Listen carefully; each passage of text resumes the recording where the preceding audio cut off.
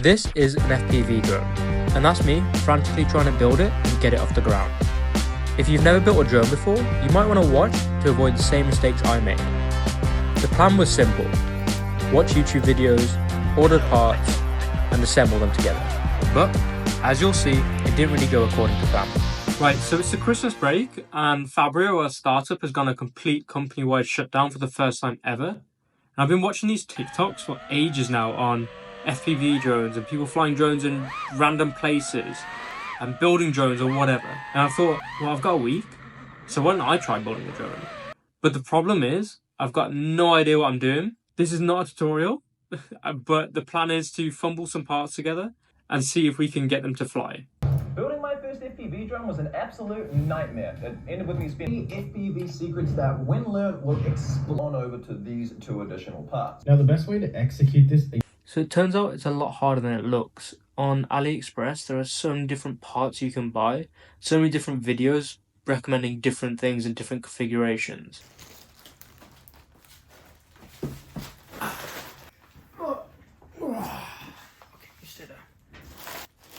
So with a bit of movie magic, in this bag and this box and this box, should be everything I need to build this drone.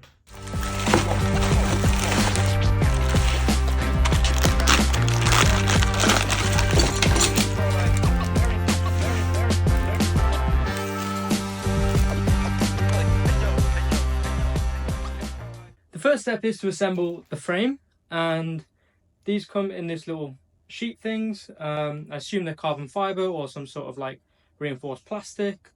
It doesn't come with any instructions. Who would have thought? After that, once this frame's assembled, we're going to attach the motors, put on the brains of the operation, the flight computer, and then attach a camera, and so on and so on.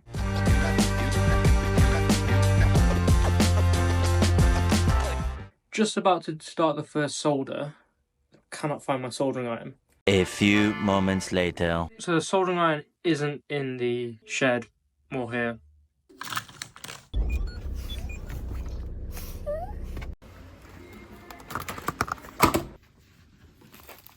Alright, this is the first time I'm going to power this on. What we've got here is the battery, and then we've got the terribly soldered connections here. We've got what's called the ESC, so this is what controls the motors, and then we've got the flight controller here. Now if it works, these lights should light up and we should not blow up or set on fire. Also, I haven't got a charger for this, so I can only need to buy a charger now. Ooh, okay. So now I'm placing the ESC, or electronic speed controller, onto the drone frame, and then taping down the motor wires to keep everything neat and tidy. I'm also trying to leave some extra wire here, just in case I make a mistake. Next, I'll solder down all the motor wires to the ESC. The ESC controls the speed and direction of the motor, whether it's spinning clockwise or counterclockwise based on the instructions from the flight controller. Okay, so we've got the iPad connecting up to the flight controller, and this is the first time that I'm going to turn the propeller on. You definitely should not be doing it this way and should not have a propeller attached. I then thought it was a bright idea to connect all four motors and propellers and use the Bluetooth connection to see if the drone could hover. What a mistake. The Bluetooth stopped connecting and I had to scramble to disconnect the battery whilst the propellers were still spinning. And luckily the motors aren't spinning too. Ah, shit!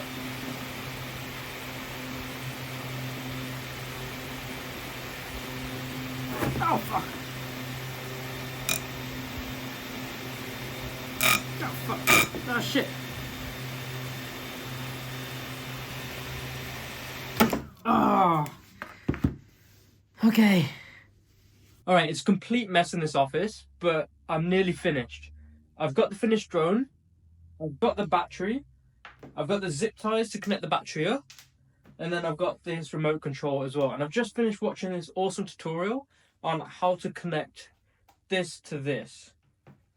And I've got no confidence in it, so once I've connected this up, I'm going to fly it. One of the things I didn't realise about building this drone, or building anything is you don't know what you don't know. And one of the things is I didn't know that this doesn't come with batteries. So I had to buy some rechargeable batteries that pushed me back a day.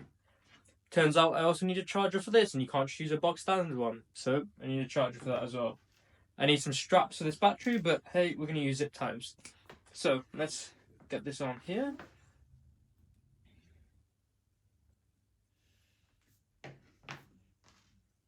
Should I do an indoor test? Again, not my smartest idea. The last time I did this, it did turn off, and I did hear something burning. Okay. Alright, so now we can turn the remote on.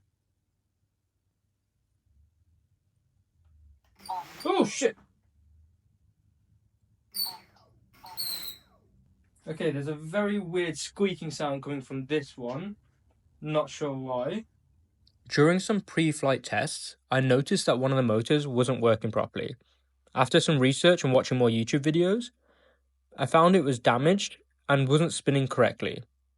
But because I was so impatient and wanted to fly the drone, I thought, what could possibly go wrong? Probably should fly this outside, just in case. I don't know if this is going to work because one of the motors is fried. But I think it's going to flop. Let's try it. Woo! And this is the part where I should have realised that flying it was a mistake. Okay, I don't know why it crashed either. That's probably because one motor's not working.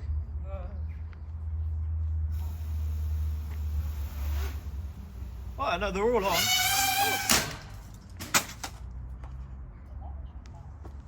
Did you get that on camera? Huh. Okay. It's not broken. I did kind of fly it into the wall. Right, update. Near the bathroom and I took the drone took off from there, and it smashed into my neighbour's wall, and the drone is completely, well, not toast, but the battery's over there. They're not in. Alright, I need to find a way to get that battery back. So I decided to use a litter picker to try and pick up the battery. And thankfully, the drone had actually bounced back off the neighbour's wall into my garden. Oh, well, that's... Oh, fuck. oh no, the wolf. Okay, I've decided to ask ChatGPT. What do I do if a lithium-ion battery is about to short circuit? If you suspect a lithium-ion battery is about to short circuit, you should carefully disconnect it and move it to a safe, non-flammable area. Right, what I'm doing is I'm just protecting the connectors. Take your time, and be careful. If you need any more help, I'm here. So that they don't touch together accidentally.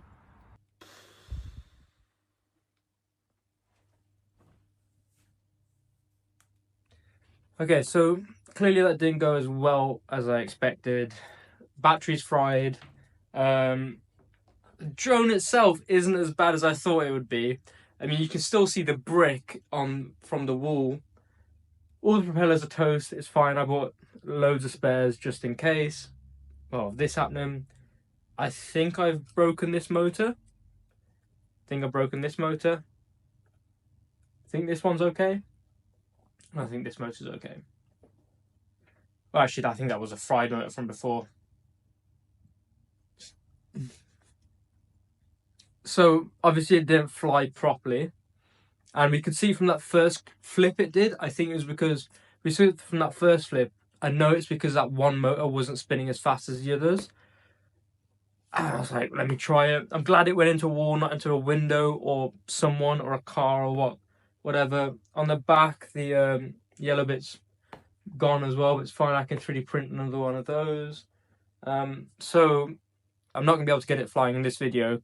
What I'm going to do now is I'm going to take the motors off, I'm going to take the propellers off, and I've already got some new motors on order, reattach it all, and before I fly it again, I'm going to try and understand why that happened, and maybe in the next video I can get it to fly. Thanks for watching, please subscribe. Sorry I didn't get to fly the drone properly in the end. I'm more upset than you are, trust me. Hopefully by the next video I can get this flying and working.